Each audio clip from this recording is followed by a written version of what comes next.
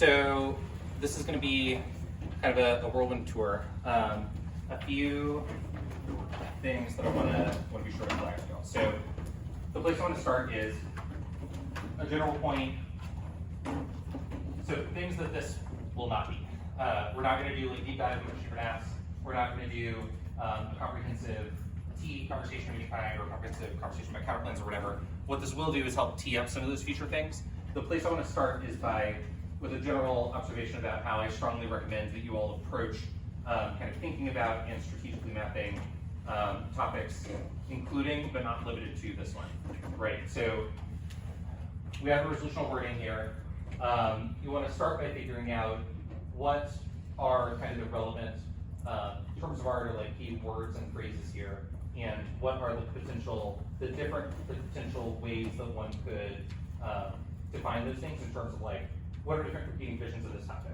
As like step one, in my recommendation from a strategic standpoint, before you start producing a given app or figuring out kind of what next strategies you need to know.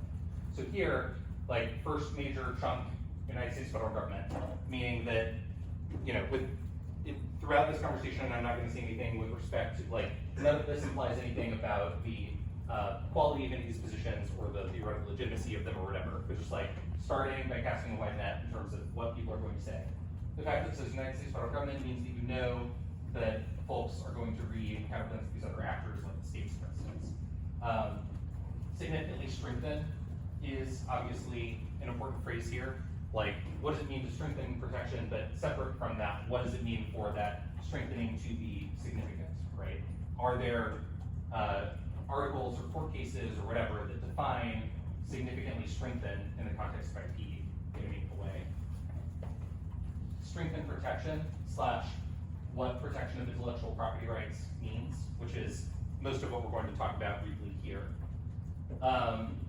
This interesting little word, domestic, protection of domestic intellectual property rights or whatever is not mostly how people in this literature base talk about this. So when I first saw this topic, that from a negative perspective, therefore kind of immediately set off alarms or like, you know, piqued my interest where it's like, okay, that word exists. What function can the next say it is intending to serve or does serve whether it's intended to or not? And then obviously you have these different areas. And so there's a question of like, both what does strengthening protection of IP rights in general mean, and does that have some other kind of more specific meaning as applied to these areas?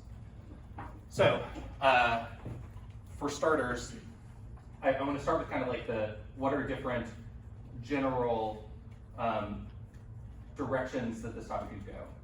I think from the most interesting question is what it means to strengthen, like what protections are and what it means to strengthen them. Because it doesn't, like, when I first, you know, when I heard like topic is IP rights and or first kind of read the resolution, my initial thought was like, okay, well, it seems like most naturally what you would be able to do is stuff like expand what things can be patented, or, you know, it's like, this thing is not currently patentable subject matter, we'll expand it.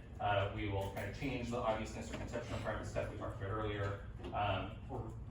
Or an app like the AI one that we have in this starter set, right? Where it's like AI produced inventions are increasingly going to be unpatentable, that's bad. We should strengthen protections of IP rights by allowing AI to be an invention. But I actually think there are a number of other things that it might mean, and in some ways more obvious, like more naturally means. So all of these, I should also say, all the cards in this are in the Todd Kelly file for the starter packet. So this first card here says, accordingly, decisions that make it easier to acquire intellectual property rights, broaden the scope of IP protection, make it easier to prove infringement, or strengthen remedies for infringement, all strengthen intellectual property protection. So if this is like the interpretation you were reading, then it isn't just that you could make, you could like broaden the scope of IP protection by being like, here are a set of things that are protected now that weren't previously. You could also do stuff like make it easier to get those IP rights in the first place, right? Like maybe you establish some kind of fast track system for getting something patented or whatever.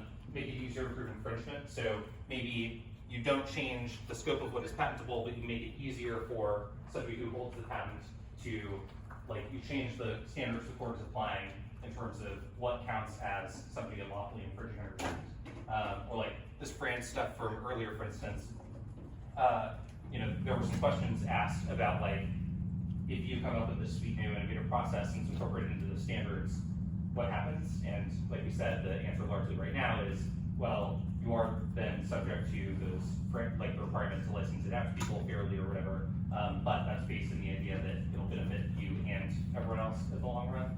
Maybe you read an app that says that's bad, and actually those sorts of things should not be able to be included in standards if you aren't on board with veterans or whatever.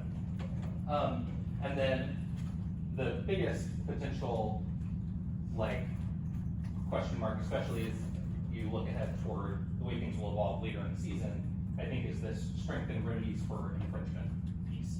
Because once I started thinking about, like, what strengthened protections means, I at first again was like, oh, make more stuff patentable or copyrightable or whatever. And I was like, actually, in a lot of ways, it makes more sense that it would be make it easier to expansively protect those things, like easier to prove infringement or whatever. And then I was like, are there people who say that when you make it, when you strengthen enforcement, when you mean that we enforce it more aggressively, or the penalties for infringing are harsher than they are now, that's strengthening protections? The answer to which is yes. So this sort of alludes to that. There's a more on point, like not quite as good, but more on point card here later that explicitly says that even stuff like increasing enforcement of it is key. So maybe it's thoughtful to have the USPTO more aggressively crack down on some sort of stuff, or have the court, you know, take up or resolve a set of cases that they aren't currently going to, but are governed, would be governed by the standards that already exist or whatever.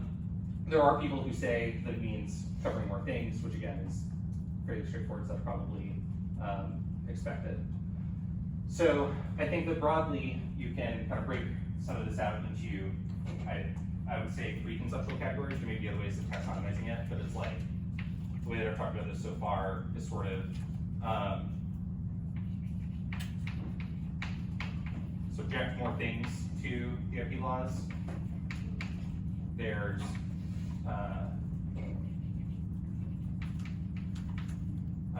like make it easier, let's change the standards. And then there's like increased enforcement and more penalties. And these aren't like totally clean cut categories. I could see an argument for like folding penalties into this part and having enforcement be some separate thing or whatever. But like broadly speaking, I think we're talking about a few different things. Questions about any of this before I talk about, like, right off 2 examples of apps and choose areas? Yeah. With the way that the resolution is worded, it implies that it has to like strengthen existing rights. Like you can't add new rights. Great question. So there are some cards, I believe, on each side of that in the T file. I think we at least had talked about it, / I had sent a couple to include in there. If not, we can like do something about that. But I think there are. But yeah, I think that is absolutely an argument that will win debates this year on the NEG.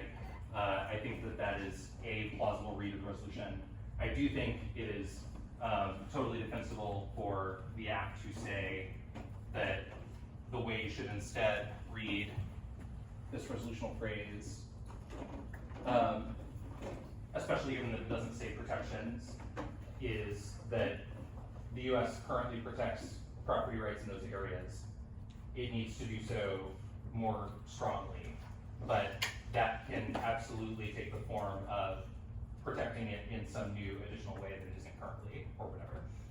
So I actually think the app is more right about that, but I do think that it's like a plausible neg argument and will certainly win sometimes. One other thing I'll flag there, really briefly, this is mostly a conversation I have later, but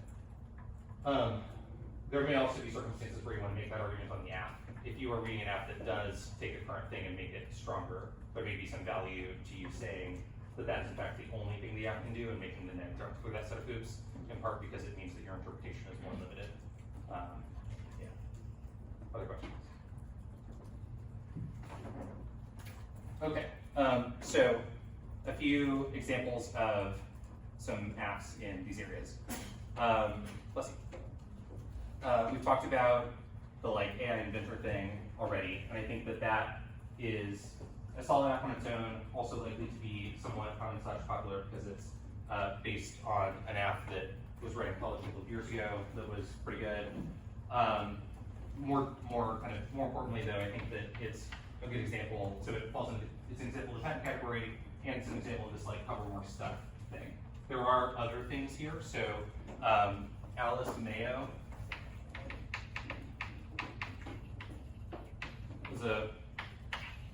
is a term we're going to come across a bunch. There was a major court case that dealt with the question of to what extent and under what sorts of circumstances things like software are patentable. And like the phrase more generally of like patentable subject matter is something that people will definitely kind of toy with or talk about a lot. As an example of the sort of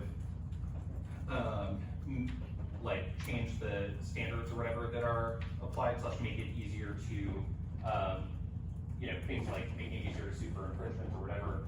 The pharma app about margin provisions that you all currently have in the starter packet is actually a good example of this. Margin provisions, this was sort of said earlier, but to kind of really briefly review, the Bayh-Dole Act established in, I think, the 80s, if I remember right, that federally funded, like established the regime governing federally funded organizations and their, the patents, their ability to patent things and like enforce those patent protections. And one of its provisions talks about march in, first refers to as march in, which refers to the federal government marching in to make them provide access to the patents in the event that they are just kind of like sitting on that patent and not giving people access, like Daniel explained earlier.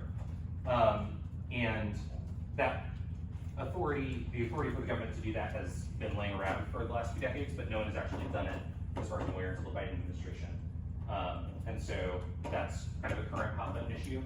But it's an example of this because really what you're saying there is, when you talk about kind of limiting margin, the government's ability to like use the exercise as margin provisions, what you're saying is those federally funded research institutions should be able to do what they want with their patents, including sitting on them for a while or whatever if they need to. / the government shouldn't have the kind of authority laying around like a loaded gun to walk in and claim that they aren't sharing it as much as they should. Because again, Al wants to say that upsets the balance of innovation and stuff. Other examples of things in this category might be for copyright and trademark and patents, all three, there are a ton of apps that tackle different components of the like, how easy should it be for you to bring enforcement actions? Should you be able to go to like the USPTO for some of these things first? How fast and easy should that process be? Or should you instead have to like bring actual litigation in court?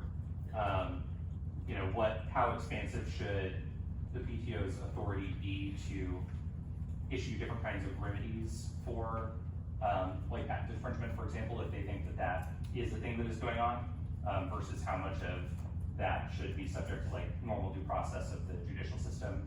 I alluded earlier to inter partes review by PTAB. That gets at this set of issues, like what should the processes look like, what should the standards be that are applied when you're going to an executive agency and saying, hey, they're infringing on my patent, versus when you're going through the judicial system and all of the kind of due process in terms of discovery and everything that entails. There are people who think that all of it should be there. There are people who think that as little of it as possible should be there because judges aren't patent experts, and like a whole spectrum in between. Question. It's about like margin.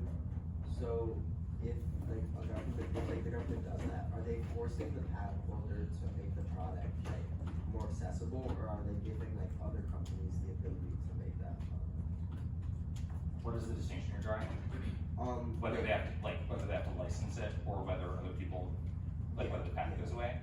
don't actually know. the answer. They force it to license to other people. Okay, yeah. So analogous in structure to the brand thing.